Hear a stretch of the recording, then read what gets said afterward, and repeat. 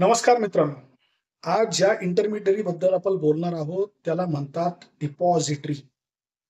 काय असतं डिपॉझिटरी नक्की? डिपॉझिटरी म्हणजे काय? बघा, जेव्हा तुम्ही तुमच्या बँकेत पैसे जमा करता, हा पैसा तुमच्या पासबुकमध्ये किंवा मोबाईल ॲपमध्ये इलेक्ट्रॉनिक फॉर्ममध्ये तुम्हाला दिसतो. तीच कन्सेप्ट डिपॉझिटरीची आहे. जेव्हा आपले शेअर्स इलेक्ट्रॉनिक फॉर्ममध्ये दिसतात, म्हणजे कुठं दिसतात? बघा, तुम्हाला आठवत असेल तर लेक्चरमध्ये आठवा. डीमॅट अकाउंटमध्ये दिसतात. आपला एक व्हिडिओ आहे, भारतात दररोज 1,00,000 डीमॅट अकाउंट. तो बघा. होतं का? किंवा याचं मागचं लॉजिक काय आहे? बघा, अगोदर पेपर फॉर्ममध्ये शेअर्स असायचे. पेपर फॉर्ममध्ये प्रिंटआउट असायची म्हणजे शेअर्सची. आता याच्यात खूप सारे फ्रॉड असायचे, प्रॅक्टिकल चॅलेंजेस असायचे. फ्रॉड काय असायचं? Signature mismatch. एखाद्याने शेअर विकला, दुसऱ्याने घेतला, एखाद्याला पोचलाच नाही, पोस्टात गहाळ झाला, सॉईल झाला, शेअरचे तुकडे-तुकडे झाले. त्याला लॅमिनेशन तरी कसं करावं? दुसरी अडचण अशी होती, की ते शेअर्स नक्की कुणाकडे आहेत किंवा त्या कंपनीचा खरा मालक कोण? हे कंपनीलाच माहिती नसायचं. कारण शेअर होल्डिंगची जर पर्सेंटेज वाढली, तर कुठेतरी कॉम्पिटिशन कोण करतंय किंवा चोरी-छुपे शेअर्स कोण अॅक्युमुलेट करतंय कंपनीचं, हे सुद्धा गव्हर्नमेंटला कळणं अवघड जायचं. कंपनीला कळायचं नाही, तर गव्हर्नमेंटचा प्रश्नच येत नाही.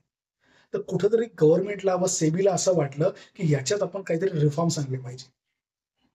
डीमॅट अकाउंटची जेव्हा सुरुवात झाली, तेव्हा हा रिफॉर्म आपल्या देशात आलेला आहे. आज जर तुम्हाला इक्विटी मार्केटमध्ये पार्टिसिपेट करायचं असेल किंवा कुठले शेअर्स घ्यायचे असतील, आय-पी-ओमध्ये वगैरे घ्यायचे असतील, तर विदाऊट डीमॅट अकाउंट तुम्ही पार्टिसिपेट करू शकत नाही. सिंपल.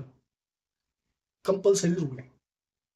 आता होतं असं, जर तुमच्याकडं, तुमच्या आजोबांकडं किंवा पंजोबांकडं किंवा तुमच्या वडिलांकडं काही पेपर फॉर्ममध्ये शेअर्स असतील, तर त्याच्यासाठी मात्र तुम्हाला पहिले डीमॅट अकाउंट उघडावं लागतं आणि त्याच्यानंतर एक प्रोसिजर असते, की तुम्हाला सांगावं लागतं त्या डिपॉझिटरीला, की मला हे पेपर फॉर्मचे शेअर्स मला ई फॉर्ममध्ये कन्व्हर्ट करून द्या. त्याची प्रोसिजर मोठी आहे. काही अडचण असेल तर माझा ईमेल आयडी दिलेला आहे. तिथं तुम्ही विचारा, मी सांगेल तुम्हाला ती प्रोसिजर. पण तो ह्या विषयात हा व्हिडिओचा मुद्दा नाही. आता डिपॉझिटरीज काय करतात? डिपॉझिटरीज एकतर ट्रान्सफर ऑफ सिक्युरिटीज करतात. म्हणजे शेअर मार्केटमध्ये लोकं शेअर्स घेतात, विकतात. ते डिजिटली ट्रान्सफर करायचं काम हे सगळं डिपॉझिटरीचं असतं. त्याला ट्रान्सफर ऑफ सिक्युरिटीज असं म्हणतात. दुसरं महत्त्वाचं काम डिपॉझिटरी हे करते, की ट्रान्समिशन ऑफ सिक्युरिटीज. म्हणजे बघा, एखाद्याचे आजोबा त्यांनी लिहून ठेवलं विलमध्ये, की माझे मरणोपरांत हे शेअर्स माझ्या या मुलाला द्या, दुसऱ्या कंपनीचे शेअर्स दुसऱ्या मुलाला द्या. त्याला ट्रान्समिशन ऑफ सिक्युरिटीज म्हणतात. हे सगळं लीगली होतं.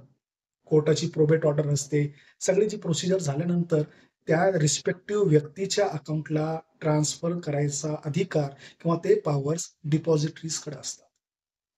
बरं, एखादा व्यक्ती म्हणेल, की मला ई फॉर्ममध्ये शेअर्स नकोय, पेपर फॉर्ममध्ये कन्व्हर्ट करून द्या, डिपॉझिटरीज ते पण करून देतात. आज भारतात 2 मोठे डिपॉझिटरीज आहेत. एक सी आहे, दुसरी एन आहे. याच्यातली जी सी जी मी पहिले तुम्हाला सांगितली, त्या कंपनीकडं जवळपास मार्केटमधला 95% हिस्सा आहे. म्हणजे मोनोपॉली, एक्स्ट्रीम मोनो. ओके.